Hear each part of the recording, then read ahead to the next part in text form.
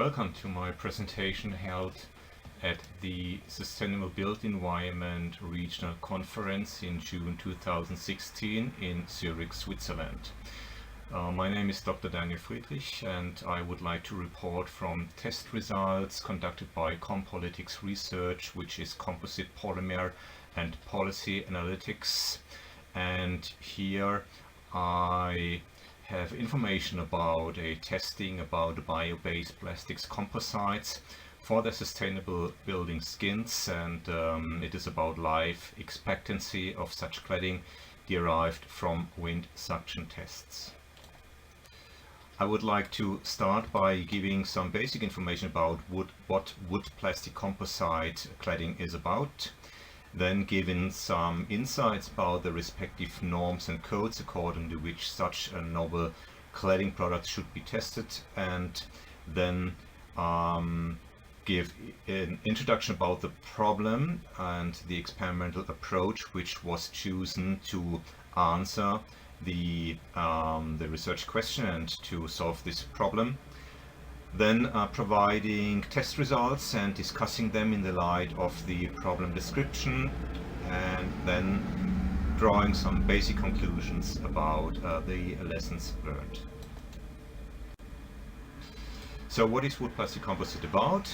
This is a petrochemical plastics in which biofibers are embedded, and these are mostly wood fibers, and some additives are needed for better bonding the hydrophilic wood fibers with the hydrophobic plastics, and by extrusion technology such hollow core profiles can be produced for decking or for cladding. And this is what the final products look like. This is a typical facade cladding profile with a tongue and groove shape. You will also find some decking boards. Here they are made from a solid profile. Also fencing elements are extruded, and there are also injection molded floor tiles made from WPC. Today WPC are typically made on the basis of petrochemical polymers as a matrix material, and they could theoretically be processed into green composite by replacing the remaining petrochemical plastics matrix by pure biopolymers. This is the typical technology applied to produce these linear profiles from WPC compound. It is the extrusion technology, where the compound is pressed through these double rotating screws and then are pushed through a die where these profiles are then going out of the extrusion pipe. It's also feasible to produce such injection molded parts. It's nearly the same technology applied here. As already said, today's WPC could theoretically be further developed into green composite, starting with typical bulk plastics, which contain 100% of petrochemical plastics. By adding the biofibers inside, we end up by WPC, which are non-biodegradable and partly bio-based by the wood fibers. And by replacing the petrochemical plastics matrix by biopolymers, we receive pure green composites, which are fully bio-based and therefore also biodegradable.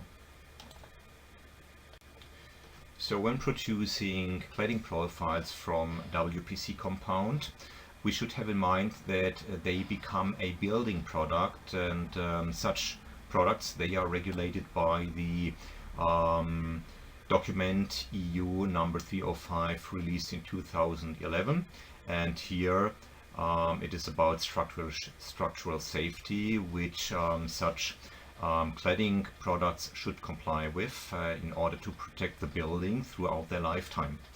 And there are other norms which go more into detail, like the EN 1990 and EN 1991, which is about verification of limit states according to 50-year wind loads, And to know more about the wind load resistance of such extruded WPC profiles, they can be tested for their resistance according to the ETEC 034 released in 2011, cladding kits for external wall claddings. So this is a test assembly which we were using according the ETEC standard, and this is called the foil back test, and the results, they are also reported and published already. Here is the reference leading you to this paper, providing more insight about how this testing is conducted and how the results are then transferred to a design value. According to this test assembly, we built a facade section from two WPC cladding profiles, and after installation of such a facade section, we were putting a plastic foil between the test facade and the substructure, and this plastic foil was then pumped up by compressed air, and until the facade section failed, and then we measured the deflection also in the field span and the applied pressure, which was measured in kilonewtons per square meters. And this test assembly was able to create wind suction by 12 kilonewtons per square meters as a limit value. So these are the two profiles we tested for. The WPC1 type had this dimension here, and in particular it consisted of a 3 mm wall thickness, and here it was installed by a screw to the substructure. And this profile consisted of a compound with 60% wood fibers and 35% polyethylene plus 5% additives. The second type had slightly more wood fibers inside and an even thicker wall. It was fixed by the same fixation technology to the substructure, and we tested both with this foil back test procedure with a span of 400, 500, 600 and 700 millimeters, and the second profile was tested for 500 and 600 millimeter field span only. What we observed was that in each case the main failure mode was not a bending rupture of the profile itself, but it was a failure of the fixation mechanism, like this edge cracking here around the screw. So obviously such kind of WPC facades, they typically fail by edge cracking and not by a bending rupture of the profile itself.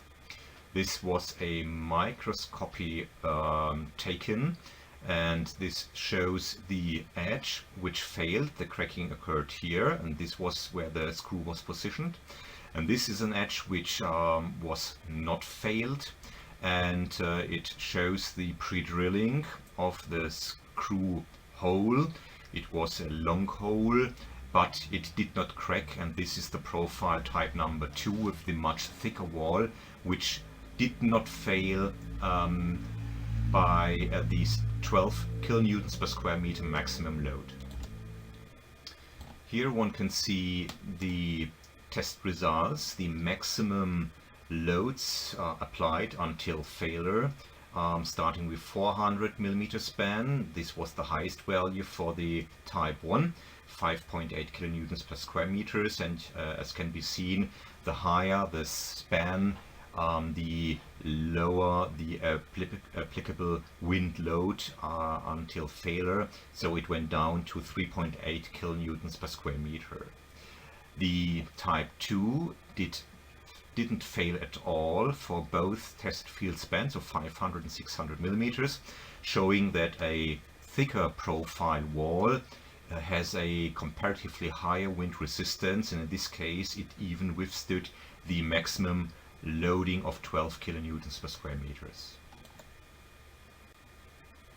So we were then using this information about maximum applicable wind loads, and we combined this with other results we previously gained by another testing, which led to a conversion factor for simulating aging behavior of WPC in practice. And this is already published by this reference number 5. You can see the references at the last slide of this presentation. And we were able to consider a conversion factor of 0.49, so about 50% of the virgin strength can be applied for practical purposes. And we also took into account a safety factor for the facade application by a value 2.0. Where we're using this equation, which is coming from the standard EN 1990, so Eurocode norm, where you can see that a characteristic failure load, which in this case is the value for the test profile number 1, starting with 5.8 kilonewtons per square meter for the most narrow spacing, down to 3.8 for the widest spacing, and by dividing it by a safety factor and multiplying it with this conversion factor, we end up with design values for the strength calculation, which is 1.42 down to 0.93 kilonewtons per square meters as a design value. And now the strength proof is done by comparing this design resistance value with the real wind loads occurring in practice, and they can also be taken from the norm. And we were assuming a building located in central Germany, for example in Frankfurt, having this geometry here. And then the standard also provides wind loads we can take into account. And in this case, there was a maximum suction wind load of 0.91. The negative sign indicates that this is wind suction. And by comparing this value with our resistance value, both in the design state, shows that we can erect this facade with WPC cladding by applying a 400 millimeter field span, because then the resistance of 1.42, which we received in the previous slide, is slightly more than the expected wind load also in the design state, and this we received with the characteristic wind load multiplied by 1.5 according to the standard EN 1991. So this is a typical strength proof applied or conducted for practical purposes. So let's summarize the lessons learned. Wind suction capacity of wood plastic composite facades, they can be tested by a foil bag test according to ETEC 034. Then the basic failure mode which we observed was edge cracking, and in no case it is a bending failure. The wind section capacity of tested profiles, they were all in the range of usual normative wind loads, and the resistance of the profile strongly depend on the modules of elasticity also, and in particular the fixation mechanism.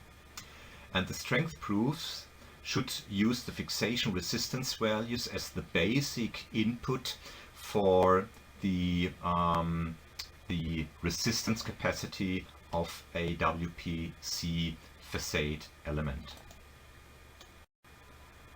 This is an overview about the respective norms applied in this presentation, and this is also the reference where the conversion factor assumed comes from. And with this last slide, I would like to thank you for your attention, and if you are further interested in this kind of research, you can visit the website compolytics.de. Thank you very much.